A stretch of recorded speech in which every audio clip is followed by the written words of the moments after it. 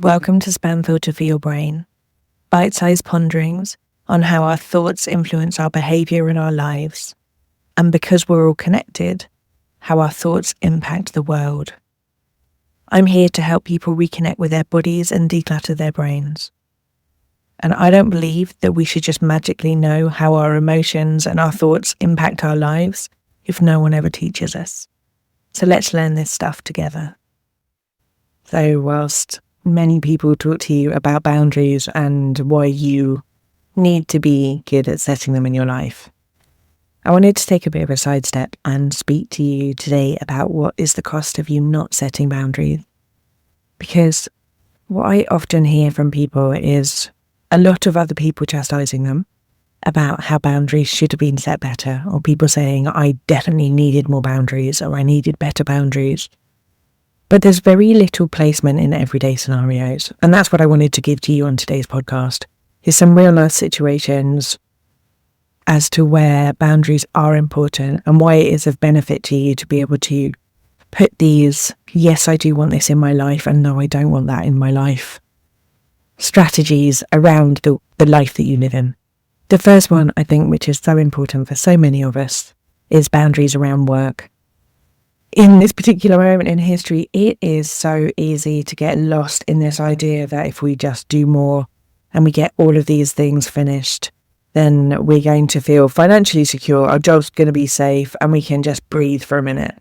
And I don't know about you, but I've actually never found a point where I've got to a place on my to-do list where everything is done rosy and we get to breathe a little bit. What I've actually found is the more things that you do, the more things that you have to do, especially in an employed environment. And so this idea of work-life boundaries or work-life balance can feel pretty preposterous to most of us, I think. But actually, when we're not setting those boundaries between ourselves, our health, our personal life, and our work environment, what happens is firstly it costs us money, because we are often doing things like unpaid overtime, we are doing things like not taking our holiday, wasting our own time feeling guilty for taking our holiday, and accepting more work and less money and more responsibility. And this can all feel like a really difficult thing to juggle. I get it, when there are things like power dynamics and security at stake. But none of those things get to the foreground if you have no intention or no idea as to how to set boundaries within your own life. So we can look at the power dynamics, we can look at the sense of safety, we can look at the job market and how you may think about the idea that setting boundaries within the workplace is a terrible idea because you might lose your job. But all of those kind of feel like excuses if you have no idea or no intention of setting the boundaries in the first place. So let's get down to the baseline, because there is a financial cost to you not setting boundaries in the workplace, and there is definitely a health cost. A second area that I wanted to speak about was boundaries in your relationships. Now, when people hear relationships, they often think romantic relationships. But of course, we also have family relationships, we have friendship relationships, we have relationships with ourselves. Think about the person that you think is always available to take things from you and never quite does the same back. Think about the amount of time that you spend doing things that you think that you should have to do, but you sort of spend all the time that you are doing that thing resenting it a little bit. These are the kind of places where boundaries are really essential, and where these uncomfortable feelings are massive little arrows that maybe we want to do a little bit more work here. The reality is that when you are not setting these kind of boundaries and you're not vocalizing what you want and what you don't want, how are other people meant to know? I get that if you are not used to saying this stuff, quite often you don't know, but that's a practice and that's something that we can work on together. But it is unfair and unrealistic to resent people for not being able to guess what's going on in your mind when you haven't got around to telling them in the first place. So that is something that we work on in self-care school. But it's also something that you can take a moment and pause and look without doing any further work of every time you're just like, oh, that person always expects me to do this. I've just had taking a moment and going, did I actually tell them what I wanted? Did I leave them guessing? Did I give them any clues at all as to what wasn't okay for me in this situation? And that can be a really good starting place to start looking at how you can set some boundaries in your relationships. A third and very often missed boundary, I think, that is very important is health boundaries. How often do you overextend yourself with things like doing more than you know you are capable of, not resting when you know you should be doing? How often do you extend and overextend and re-extend your bedtime because you feel like your day has been gobbled up by other people's obligations and damn it, you want some time to yourself? These kind of things are not listening to our bodies, not taking care of our bodies. Even as simple things as how many times do you sit at your desk like typing away thinking that as soon as you finish this email you're going to run to the toilet?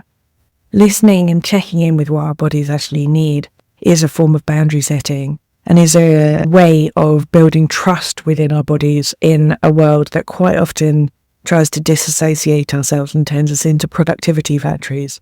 It again comes back to a lot of the work boundaries that we can set, but it also comes back down to becoming our own personal rebellion against a lot of the productivity and hyper-focused beauty standards that most of us don't agree with politically.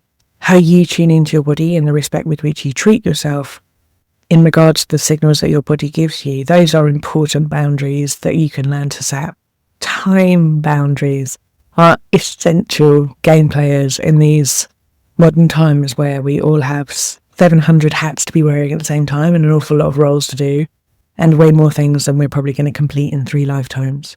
Being able to work out how we work a schedule and not to be leaving our fun stuff and our enjoyment stuff until last and cramming them in right at the last minute or letting them slide is the only way to be able to create any kind of sense of joy and playfulness and creativeness and exhaling within the kind of hectic schedules that most of us have. At Self-Care School, we prioritise pleasure. That is built into the way that we run our diaries. I've got a few workshops that are available within the membership, and you can have a look at selfcareschool.co.uk, which is get the damn thing done and how to make time for yourself. These really teach a way to be able to schedule things even when you've got caring responsibilities or perhaps a wayward body that centres your own pleasure, your own needs, and sets boundaries around other people not being able to assume that you are always available for whatever catastrophe they have coming up that you need to come and solve. Time boundaries are essential for you to be able to look after yourself. And the final point that I would like to make in regard to the cost of not setting boundaries is that if we don't learn how to safeguard our own well-being, to speak our own needs, to include ourselves in the amount that we are giving out there, there is no time for ourselves, for our dreams, for our aspirations, for our creativity, for our joy, for our pleasure. We get lost in the entire mix, and that is a surefire recipe for burnout, for exhaustion, for overwhelm. We often think that setting boundaries can be quite selfish because we are taking things away from other people. But actually, in this action, hand action, I notice as well, what we miss over when we think of things like that, is that we're actually resourcing ourselves. And when we resource ourselves, we have more energy to spend on all of the things we want, which may well be other people as well. But it means that we are not exempt from the list. It means that we are included in an intrinsic part of the network that we are nurturing and fostering in the lives that we are living. I don't want you to have to leave your pleasure as an afterthought when you finally get to a stage where you think that all the bills are paid and your knees don't work anymore. I would like us to have a sense of pleasure and joy and frivolity rippled throughout our lives, all the way to all of the stages of life we get to. And it's really hard to do that without boundaries. If you would like to learn how to set better boundaries in your life, throughout November, I'm running a 4-week live course. We're going to be looking at all of this stuff together in real time. We have weekly group coaching calls, there are video lessons, and there are workbooks to look at your specific situations and to make sure that you get more joy in your days. If you'd like to join us, I'd love to see you inside. I'm going to put a link in the show notes here. And I will speak to you next week. Just jumping on here at the end to let you know that throughout November, we're going to be working on boundaries in Self-Care School.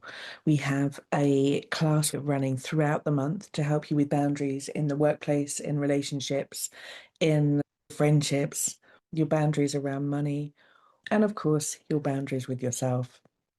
Every week, you get a new lesson, you get a workbook, and you have a weekly group call with people who are learning right alongside you. We're going to learn not only how we set boundaries, but how we keep them and how we treat ourselves when they're tested. This is, of course, about how to stop putting yourself last, and in many ways, it's also about how to stop being a people pleaser. It runs throughout November. There's a link in my show notes. I hope to see you there.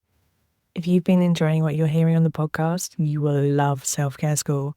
Self-Care School is longer versions of this, more in-depth and more personalized. We have a whole hub of courses from body image to boundaries, perfectionism, time management, and a whole range of other topics. You name it, there's probably a course on it. But most importantly, we also have a weekly group coaching call where you get to apply this stuff to your everyday life and get support to try and untangle your own story from some of the emotions that you might not be enjoying in your life.